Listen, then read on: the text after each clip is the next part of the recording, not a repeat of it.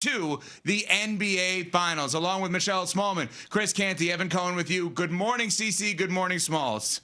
Good morning, Ev. Good morning, Smalls. I know we're going to talk about the Knicks for the next 3 weeks, but can we take a second and focus on how the Cavs rolled over and played dead in Game 4?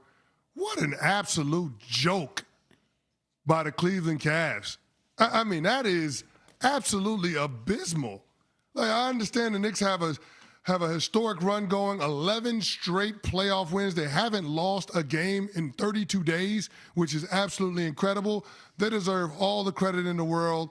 The sports character in that locker room, the connectivity that they have, it's playing ethical basketball. It's a joy to see them at this stage, at this platform, to get to their first finals appearance this millennium.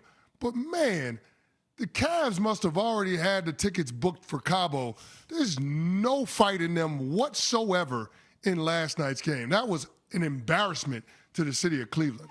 Yeah, you would think, knowing that your season was on the line, you're at home, that you would have the requisite level of desperation that the moment deserved. And Cleveland did not have it. It was a fun game to watch just because of the way the Knicks were clicking, but it wasn't fun from a competition standpoint, that's for sure. And I imagine with the manner in which that Cleveland not only lost game one, and obviously game one took it all out of them. They just had nothing left after that. But just the way the series looked in general, they're not close to the Knicks. They're not close to winning a title, and they're going to have some tough conversations in Cleveland today. But it's about New York. I mean, they're going back to the finals for the first time since '99, and they legitimately look like a championship team. Oh, no doubt. CC, you always talk about the team aspect of this. Leon Rose and the New York Knicks have built a winner. And Richard Jefferson talked about it on the broadcast last night about how Jalen Brunson and the Nova Knicks, I know, CC, you brought this up last week, they imported winners to this franchise. And the team all season long had not clicked to the level that we expected them to. And shout out to Mike Brown for not changing the lineup earlier in the playoffs when things weren't hitting that top gear. He stuck with them. They caught lightning in a bottle, and this team has been unstoppable for the past 11 games. No doubt. No doubt. And every part, I'm glad you said it that way, because here's what the New York Knicks did. Is the New York Knicks, by destroying everybody, and I mean everybody, and winning games by, they were up as many as 45. In this 11-game winning streak, 10 of the 11 games they've won by double digits. Crushed them. Let me say that again. In this winning streak, 11 games, 10 of 11, they've won by double digits. But everything the Knicks did is now justified. Yep. Okay? They believed that Jalen Brunson could be the best player on a championship team. While that part is still TBD, they are right-ish because they are in the NBA Finals. It is justified. They were justified in moving on from Tom Thibodeau, who, as a head coach, never got to the NBA Finals. Mike Brown has been not good. He has been great. And Mike Brown is now in the NBA Finals for the second time as a full-time head coach. The first time in 2007 with the Cleveland Cavaliers. I say full-time head coach because it's kind of his third NBA Finals because he was the coach of the Warriors as an interim basis. NBA Finals. Right. Yeah. So give him credit there. They are justified in trading 5 first-rounders for Mikal Bridges. They are justified in trading Julius Randle and Dante DiVincenzo for Karl Anthony Towns. They are justified in trading for OG and giving up 2 guys they drafted in the first round, and RJ Barrett and Emmanuel Quickley. And one other guy is justified, and you mentioned his name, a former lifelong agent who now runs the team in Leon Rose. He is justified in one thing, and I'm being serious about this because nobody knows about this better than Cece. He's justified in not speaking. And what I mean by that is he doesn't ever talk to the media. And I know that drives media and fans crazy at times, but he adds no drama to an already dramatic franchise over the last 30 years. He adds no drama to it. He has its disciplined Tom Coughlin, Bill Belichick, Bill Parcells type approach that I think has worked to the nth degree, whatever that word is. They are justified, CC, in everything they have done getting to this point. No question about it. And here's the reality for the New York Knicks.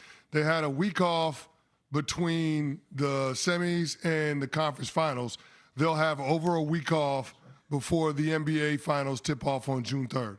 So by blowing the doors off of their opponents in the second and third rounds, you're talking about them being able to earn over a week's worth of rest and go into a series fresh, go into a series healthy, and give themselves a competitive advantage against the opponents coming out of the Western Conference, which has turned out to be a slog of a series between the Spurs and the Thunder.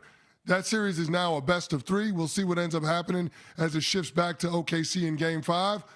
But regardless of who comes out of that series, when it comes to the rest advantage, the New York Knicks will have it, and that's huge when you talk about the prospects of them being able to win a championship. But make no mistake about it, they had to earn that. Coming into this postseason, there are a lot of other squads that everybody was pointing to, hand raised, yours included, that we thought could come out of the Eastern Conference. I thought the Knicks had a possibility, but they were on down the list from all of the other teams, whether it be Boston, whether it be Detroit. Some people had the Cavs, you name it. But the fact that they are here, that they have survived and advanced throughout each round of the postseason, they have found a way to be able to compartmentalize, to be able to block out all of the noise and focus on the task at hand to the tune of a plus 271 point differential. That is a credit to the character in that locker room, and that is a credit to the coaching staff being able to get this squad to lock in. It's hard to be able to get all of these individuals to be willing to sacrifice whatever it takes in order for the team to be in this position. But when you catch that lightning in a bottle, then all of a sudden great things happen, and that's why the New York Knicks feel like a team of destiny. And to keep with the team theme, everybody was eating last night. I know Cleveland led them, but the Knicks had 4 players in double figures in the first half. I mean, everybody was getting theirs last night. Smalls, we can't even break down last night's game. Last night's game, I know we want to, but we can't. That was an embarrassment. The Knicks won by 40 points. The Cleveland Cavs didn't even put up a fight. They quiet quit on the entire city of Cleveland as the arena was trying to keep Fat Joe and all of the rest of the Knicks fans from sitting courtside, which is absolutely ridiculous. Yeah, but how'd that work? But the team quit on the city. The team quit on their fans. That is an absolute embarrassment. I know we want to give all of the kudos to the Knicks, and we should, rightfully so, but not for last night's game. Last night's game, the Knicks went out there and checked the box because they had an opponent that really didn't want to play basketball anymore. Well, that's an indictment on the Donovan Mitchell, James Harden, Kenny Atkinson, the entirety of the Cleveland Cavs organization. That was not competitive at all. They look like the Bad News Bears version of basketball. That's what we saw last night from the Cavs. That was not professional basketball. No, but I do look at the connectivity of the Knicks and the way that they have been playing, the way that everybody has been stepping up from Jalen Brunson down the line, and I look at it as what is predictive for what's coming next. Because, yes, you could say it's a successful season that the Knicks got a step further than they did last year. They made it to the NBA Finals. That's what James Dolan, the governor of the team, had said as recently as January. This is a team that can get to the finals. So that feels like a success on paper. But the way that this team is playing, the way they are crushing everyone, the way they're having fun, the way everyone is contributing, how hot they are. I feel like if they don't win the chip this year, it's going to feel like a failure.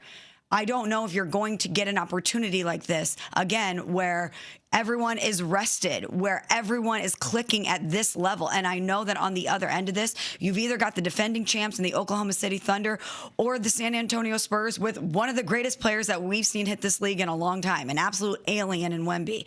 But the way the Knicks are playing, they should win the title. That's a bold statement in itself, and it's a bold statement relative to projecting a title, but it is also completely justified based on this 11-game winning streak and the overall postseason. And, Zach Cram, ESPN.com NBA writer, put out there how quickly it took the Knicks to build a 20-point lead in closeout games. Atlanta, 11 minutes, Philly, 11 minutes, Cleveland, 13 and a half minutes. So they struggled a little bit last night relative to the norm for them this postseason. They have annihilated people. But also based on the fact that San Antonio and Oklahoma City are banged up, they are beating each other up. The series is going longer while the Knicks are resting. Do you not think if they don't get it done that they're going to look at this like a huge wasted opportunity?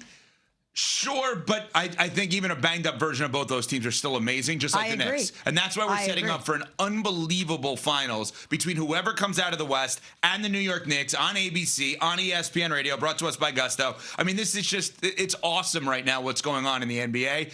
not awesome in one city, as CC just brought up, because we will get to now the Cavs part of this, because what a disaster. And I'm about to tell you about ZipRecruiter. I'm going to guess, just a guess, Cleveland Cavs head coach, maybe a post on ZipRecruiter within the next week or so. That's a guess, and I don't know that any of our team here is going to fight me off on that.